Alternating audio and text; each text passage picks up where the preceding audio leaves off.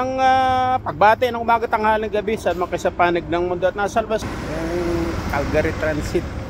Yan, huminto sa dyan, sa harap lang yung bus. Ganon. Tapos may papansin nyo yung mga dahon, no? Nagkukulay, dilaw na. Medyo, napano tayo ng mga lakad nitong mga nakaraan. Busy, kaya medyo muna, chill. Ganon lang talaga ang buhay.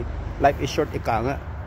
Huwag mong masyadong i-focus sa mga nakaka-stress. Mabilis kang tatanda. Mapapansin mo yung mga lalaki na parang ang babata pa nila, pero talagang parang ang itsura nila parang katapusan sa sobrang stress. Kaya iba talaga yung yung ika nga marunong ka magdala ng mga yung kung masyadong seryoso sa buhay. Although syempre lalaki ka ikaw magdadala ng mga sa situation na mabibigat, siyempre ikaw lahat lalaki ka huwag mo iasa sa babae. Ngayon yung mga ganong mindset, katulong siya para hindi ka kaagad tatanda at mukhang kawawa.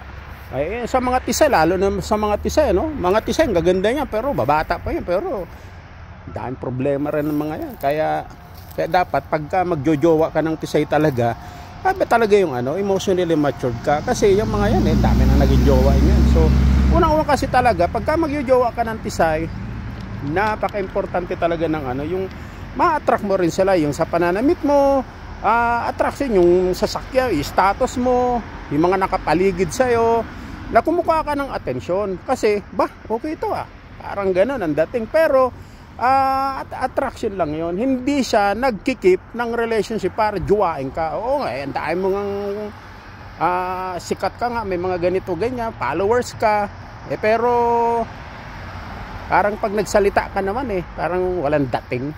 So wala din. So iba talaga yung yung kumbaga yung dating na sa una pa lang makikita ka agad niya na okay ito yung nagki-create ka talaga ng ng connection ba?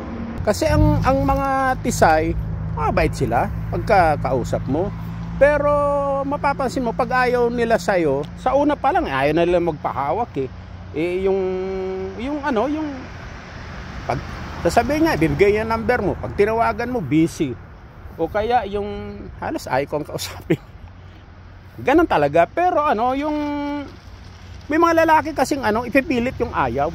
Alam niya na yung mga sign na yun, ayaw sa kanya. Yung parang siyempre pag Asian ka, gagawin mo ang lahat, masunod ka lang. Dadaanin mo sa yung tiyaga, yung talagang i-attract mo siya sa mga ganong na, although mahirap kasi pilitin ang ayaw talaga. Yan ang karamihan, kasi may mga lalaki na pag gusto mo talaga yung babae at napapansin mo na kulang na lang sabihin sa iyo kasi hindi naman niya sasabihin sa yung ayaw sa iyo yung wala siyang time sa iyo, pero parang pinare-realize niya siya na tigilan mo na ako, lumayo ka na, kasi ayoko naman sabihin sa iyo kasi ma-open ka, baka mamaya lalaki ka, manakit ka So yung mga ganun, may mga babae talagang gentle din sa feelings. Karamihan ng babae ayaw nila na magsalita ng mga sasakit na ganun. Mga babae kasi meron yung tinatawag na intuition, yung vibes mo, alam niya na kaagad kung gusto ka niya o hindi May mga lalaki kasi na yung parang marami yung mga walang emotionally immature, yung mga hindi pa nagkakajowa o yung mga nire-reject, nakikinig sa mga advice ng kung ano-ano dyan. Hindi sa mga advice kasi, mga nag-a-advise, hindi naman, wala namang resibo na nagkajowa talaga o ganito ganon o kung meron man, puro lang iba-iba. Kasi ang babae, kahit anong gawin mong mga mind games, mga nakita mo sa YouTube, sa Google, ito gagawin mo ito, pag sinabi ko ito, abul-abulin ka ng babae. Pag gawin mo ito, mababaliw-baliw sa mga babae.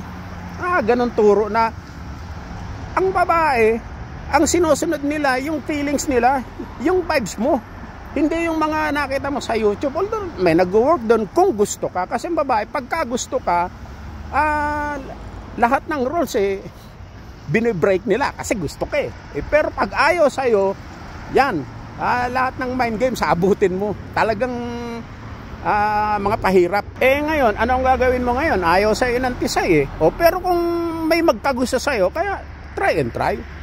hanggang sa may magkagusto. Ang mga tisay kasi, tisay, hindi Pinay. Ang tisay kasi body counts. Test and drive dito. Ano sila? Ngayon, pagka nasubukan, hindi kanya gusto, pero na-attract siya sa'yo, parang, minsan, ginaya ka, mag-inuman kayo, kaya sa party, dahil nakuha mo yung loob niya sa tagal, nakuha mo yung, parang nagtiwala siya sa'yo, yung trust and respect niya, nakuha mo na. Ngayon, pag sumama siya sa'yo, ang gagawin mo naman, sumama na sa'yo, di ba, So, magkikreate ka sa kanya ng memories na yung minsan, maaring di na maulit, pero may isip niya yung test and drive niya, maalala niya pag alis mo, kasi hindi ka naman yan magugustuhan pag kasama ka, magugustuhan ka niya pag wala ka na. Ganon talaga ang babae. Maalala niya yung ginawa mo nung magkatabi kayo, yung minasahe mo siya, talagang tumirik yung mata niya.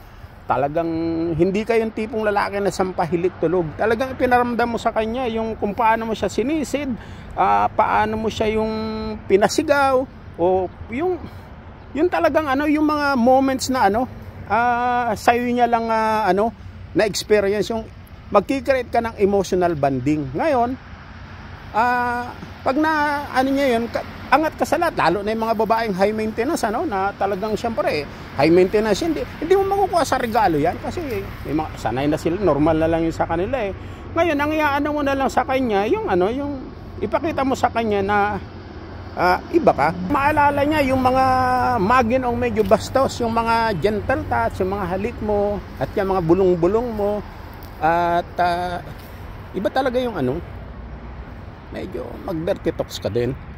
Wag yung mga yung parang hindi ka nagsasalita sampahilik tulog. Nako, wala talagang yun. Wala iiwanan ka kahit sinong babae. Alam mo kasi ang mga babae na yan, siyempre busy yan high value yan Pagka stress palagi yan. Pagka nawala yung sakit ng ulo nila, ikaw yung nakakapagpasaya sa kanila, hindi dahil sa material things, yung emotionally, parang nasa-satisfied mo yung nila, mga needs nila, emotionally. Hindi, wag kang focus sa material. Emotionally, importante siya sa isang babae. Ngayon, pagka na-provide mo sa kanya yon, yung feelings na yon, tumatatak yun sa niya, sa isip, sa puso, at hahanap-hanapin kanya kasi marami talagang lalaki ang akala nila porket gwapo ako, mayaman ako, may forma ako, hahabol-habulin ako ng mga babae, hindi na ako iwan. Hindi ganun yun. Meron yun, hindi naman kagwapuhan pero hinahabol-habulan mga babae kasi emotionally matured, naintindihan nila ang feelings ng babae. Importante yun. Pag ang babae, naintindihan mo yung feelings nila, yung vibes nila, yun, hahabol-habulin ka. Yan lang naman.